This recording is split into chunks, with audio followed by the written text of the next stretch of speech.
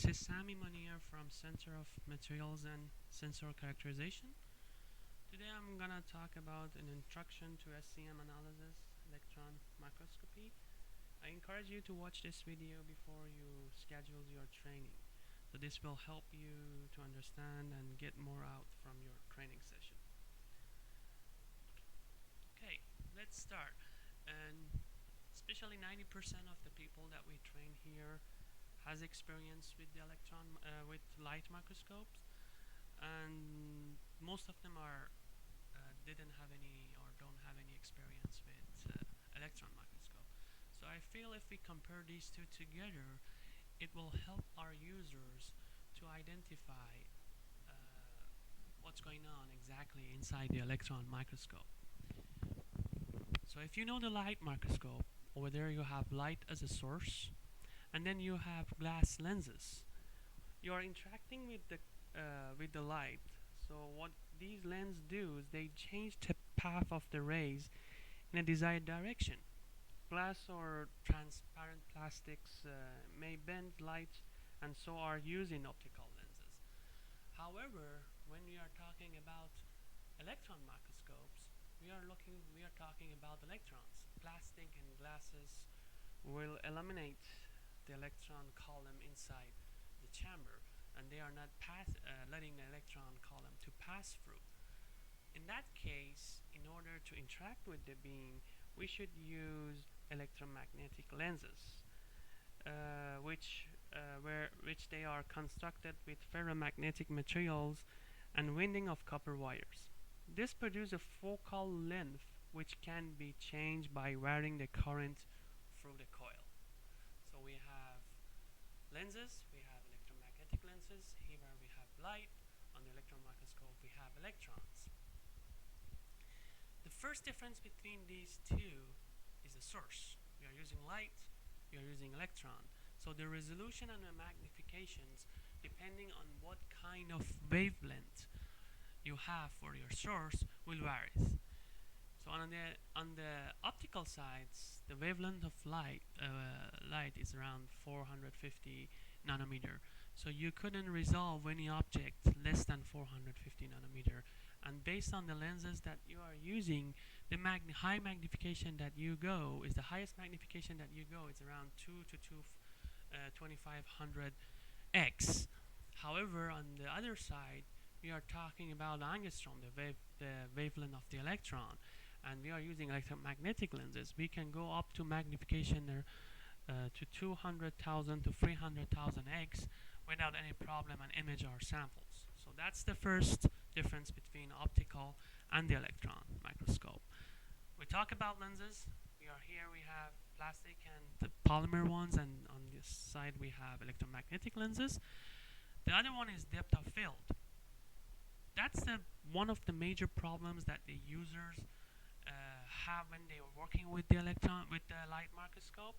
The depth of field, it's fixed by the objective lens that you are using, by the focal point of this objective lens. So if you have a non-flat surface and if you work with the optical microscope, you will have this problem that you are focusing on one part and you are losing focus on the other parts, because the sample is not flat and your focal point of your objective lens is set. You don't have that problem in electron microscope, because you can change the depth of field by changing the current that you're providing to the lenses. So you can change your working distance here. Your working distance, you can change it, and then you can modify your lenses. But here, you are not able to change your working lens unless you change your objective lens between different magnification. So that's another difference between optical and electron microscope. And first thing, and the last, not the most, the analysis is you are not able to do any elemental analysis, but we will show you next that we are able to do elemental analysis with the electron microscope.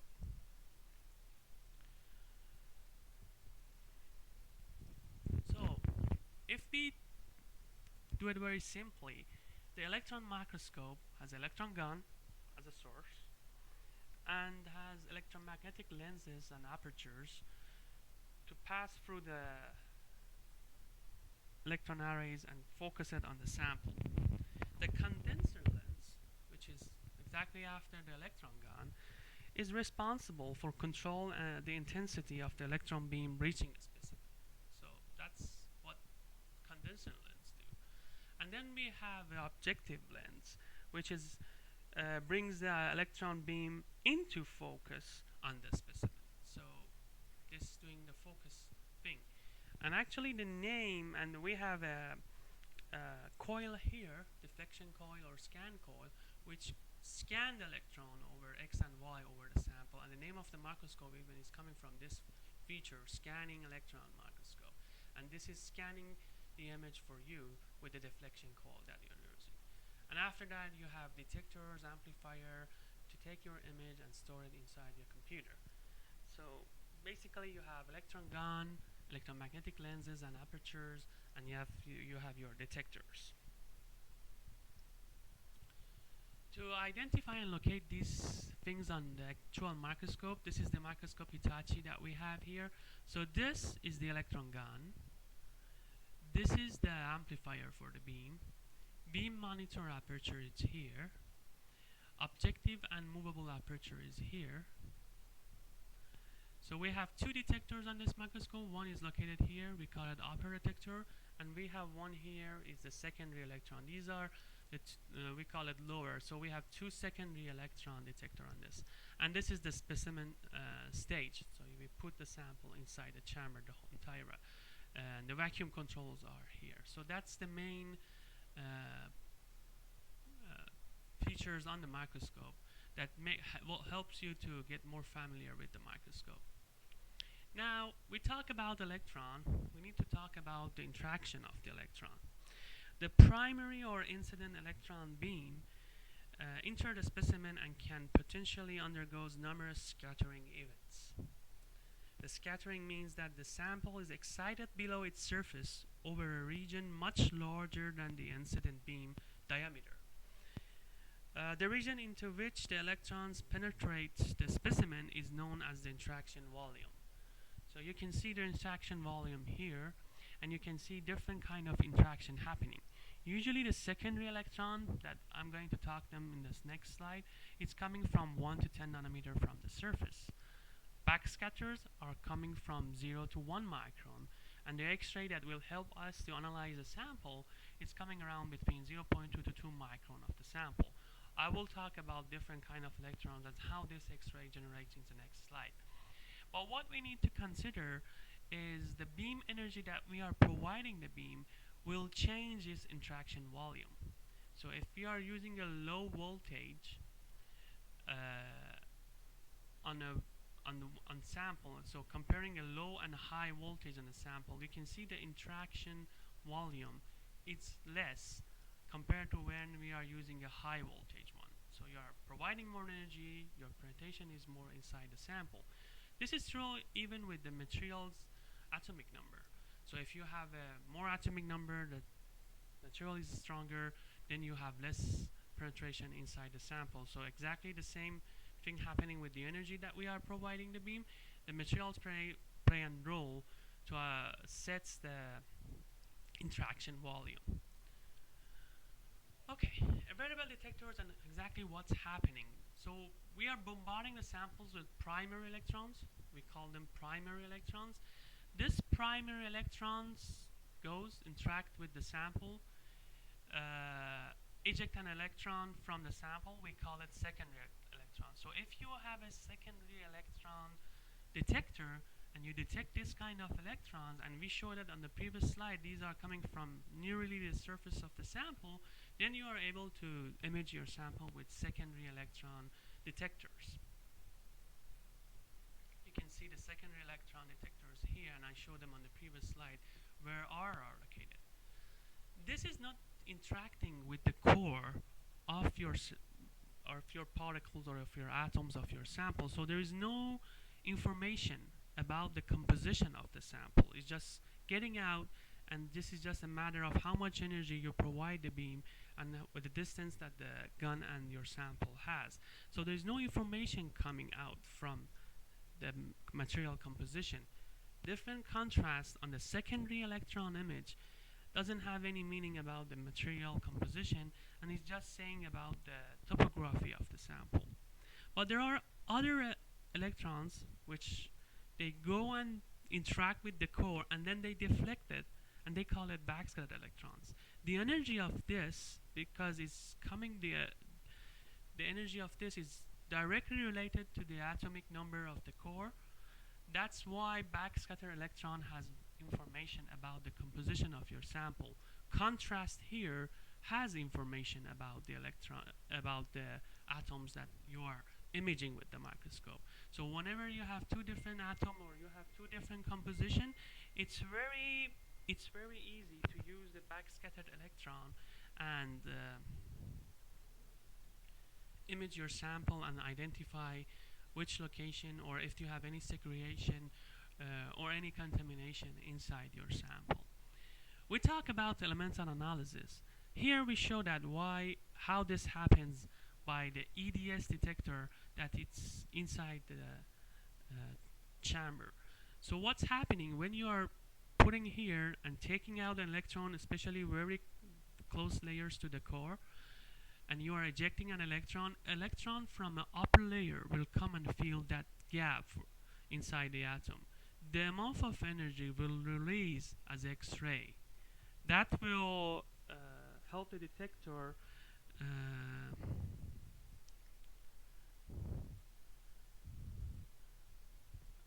to identify what kind of elements that you have. That's gonna be like a fingerprint, this energy for each element, as you know.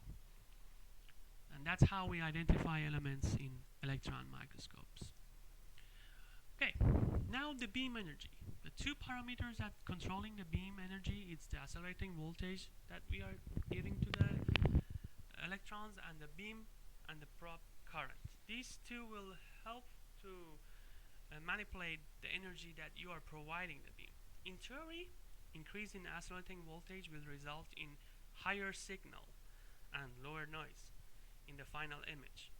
But the situation is not very simple always. So you need to consider when you are using a very high energy beam, you are reduction in structural details of the specific surface in SC mode, because then your depth of interaction is going to be higher, and then you are losing the features on the surface of your sample. Comparing this to image here, you see it's a filter paper imaged by 5 kV and 25 kV. On a 5 kV, you can see these very tiny features or very tiny fibers on the filter paper. However, they are not very clear in 25 kV. So because you have more depth of field, you have more interaction volume, you are losing some features. So depending on your objectives, you need to choose your voltage. So that's up to you. If you are going to use a high, okay, you have high resolution, but on the other hand, on clear surface structure, more edge effects, more charge up, more damage to your sample. If you go low, okay, low resolution, less damage, less charge up, less edges, and clear structure surfaces. Same thing happened with the probe, but usually with the currents, we usually on this microscope we use 10 microamp, and we just change the voltage between 2 kV to 20 to 30 kV. So that's based on your objective. You can identify what kind of voltage you want to use for your samples. So after you identify what kind of energy, the voltage and currents you need, then you can start your analysis. The first thing that you need to do is to align the microscope. I'm going through some basics here. So when we are doing the training and showing you how to align the microscope, you know exactly what's happening when you are doing your alignment. First thing to do is make sure we are focused. The lenses are focusing the beam exactly on your surface. So the purpose of lens is to change the path of the ray in the desired direction. A focus beam produces smaller spot on the surface than the under focus or over focus beam. So first we need to make sure with the objective lens we are focusing exactly on the sample. So you need to know and make sure you are focused. We will show you this after how to do this. actually when you are operating the microscope. Second thing to do is to make sure we are aligned.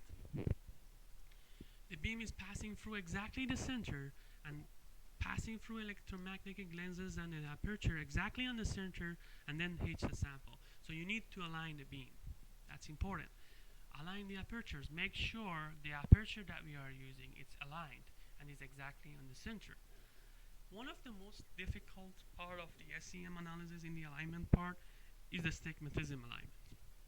You need to make sure that your beam is circular after passing all those electromagnetic lenses. So beam should remain circular. To check this, you can do the over focus and under focus experiment and find out if your sample is astigmated or not. See here, when your sample is not astigmated, you are here on the focus. You have a very small spot size. But if you change the focus to over or under focus, then again, beam is circular and you will see just blurry and blurry. So you are not seeing any stretching on your samples. However, when your beam is astigmated, and if you do over focus and under focus, you will see stretching in two different directions.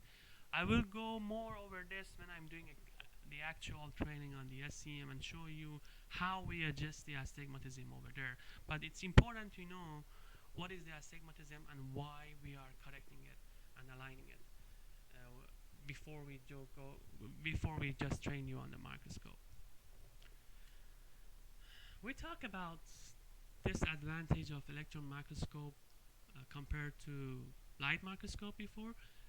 The sample height could be changed, and it's not set by your objective focal point. You can change it easily.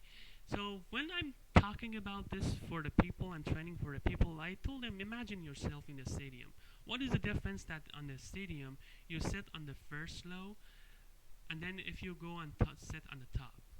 It's the first thing is the field of view. So your field of view is different. And the second thing is this guy sitting at the top can have everything on focus. But this guy sitting in the first floor maybe can see this in focus and see the other things or top floors blurry. So that's the two major difference. You are working with the non-flat surface. Consider to change your working distance. Go up and then you will have everything on focus. Or consider to have, you want more field of view, again consider to increase your working distance. The disadvantage is that the focal length is drastically reduced at small working distance, but the resolution of your images will be good if you reduce the working distance. So depending on you, again, working distance, your objectives, high resolution, smaller depth of field. Low resolution, if you decrease the working distance, greater depth of field. So this you need to consider to set your working distance before you start your experience. From today, you are going to become an electron microscope operator. Maybe before in the past, when you saw an electron microscope image, you just consider the scale bar and you don't make any attention to these parameters that you can find, and you just don't care of them and you don't mention anything about them, but you just care about the scale bar. But from today, this information is going to be helpful for you. Anybody can change this information, and these are optionals how you can provide and show this information for the captured images. But usually these contain this kind of information. These the images, accelerating voltage, so you can see what kind of energy that they provide the beam. Working distance, as we say, it's very important. What kind of working distance they are using. The magnifications that they use. These features are seen on this magnification. The detector that they are using secondary electron, and then the scale bar. So everybody knows from here to here is 20 micron, and any of these divided by 10 is 2 micrometer.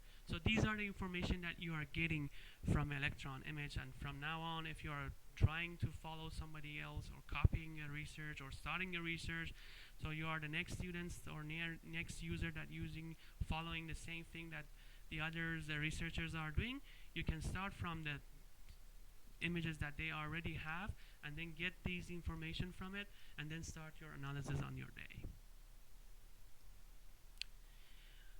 Before you start, you need to prepare your sample. That's after that, then you are ready to go and operate the microscope.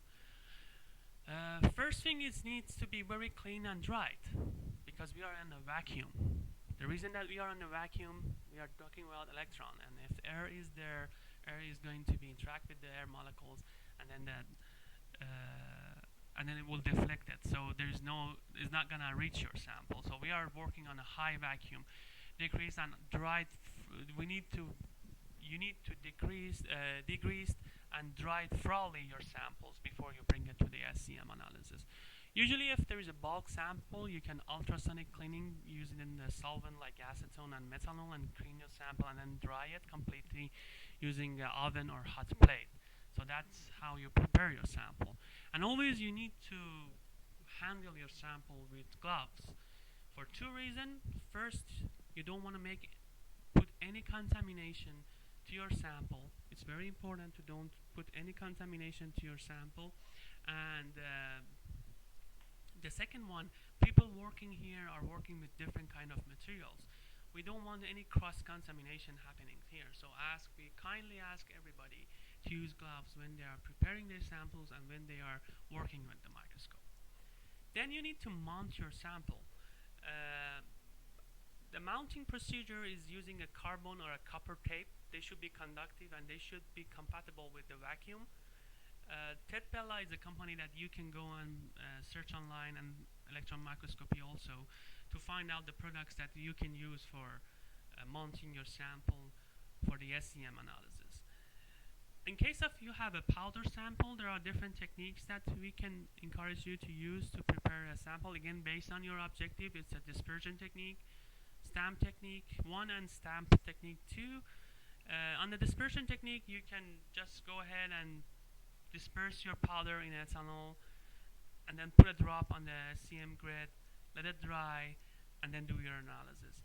But on the stamp technique, I will show you after how to prepare them with the stamp technique, which gives you better resolution and better quality for your images. For less conductive samples, the conductive coating and conductive bridge is very important to make that conductive. So these are the most important thing that you can use for less conductive sample to prepare your sample. These are SEM Stubs that we are providing to users here, and you can buy your own if you want from the vendors that supplying this kind of thing. So SEM Stubs, these are the ones that usually you use for small samples, or you are doing your preparing your powder. You can stick a carbon or a conductive tape here and then put your powder on top of this, or put your sample, stick your sample on top of this, and then use it on the SEM Stub, on the SEM sample holder. This is the multi-sample holder. When you prepare these small things, you can just put it over here. There's a screw behind each of these holes. You can fix your sample by screwing those screws in place. Then you can put multiple samples, write down the number next to each sample, and then when you are doing electron microscope, you can find a number and identify each sample. This will save your time if you have multiple samples and you don't want to rinse and pump the chamber multiple times, which reduce the time of your SEM analysis. These two are cross-section sample holders. So if you want to do cross-section imaging, you can use these two. This is a small one and this is a bigger one. You can put the sample at the side and then tape it around and make it ready for the cross-section imaging. And these are different size of the sample holder that usually we provide to the users. Okay, we talk about the stamp technique. So if you want to prepare a very uniform and well-dispersed powder on a SEM stub, we encourage you to use this technique. Put alcohol, APA, and then put your powder, sonicate it, then put it on the oven, let it dry. Then it will dry at the bottom of your beaker. It will be a very thick layer over there. Prepare your stub, stick a carbon or a conductive tape on the stub, then put the stub, stamp it at the bottom of the beaker, and then take it out. Then tap it to make sure the excess powder is going out, and then if it's necessary, splutter gold on it, and then sample is ready for the SEM analysis. In this way, you are not touching and you are not putting any contamination to your sample, and you have a very uniform layer of your powders on the SEM stub. This will help you to have very well dispersed particles on the tape, and it's gonna help you for taking good SEM images. Again, we talk about less conductive samples. If your sample are less conductive, you need to coat it with gold. So this is a glass ceramic sample. It's coated with gold. You can see it's gray on the top and the white. So the white is the sample, and this gray is the gold coated area. We talk about conductive bridge. Right now, if this conductive bridge is not there, you need to ground everything. So the top part is conductive, but the sides are not. So if you put it like this without the bridge, again the electrons are not able to be grounded. But when you are using the bridge, you are grounding the surface and you are making sure there is no piling of electrons on the surface, and will reduce the charging effect. This will help you to take very good resolution images with the SEM. And finally, again, if you are using a sample that is not totally flat, you need to consider these effects like a shadowing effect. If you have,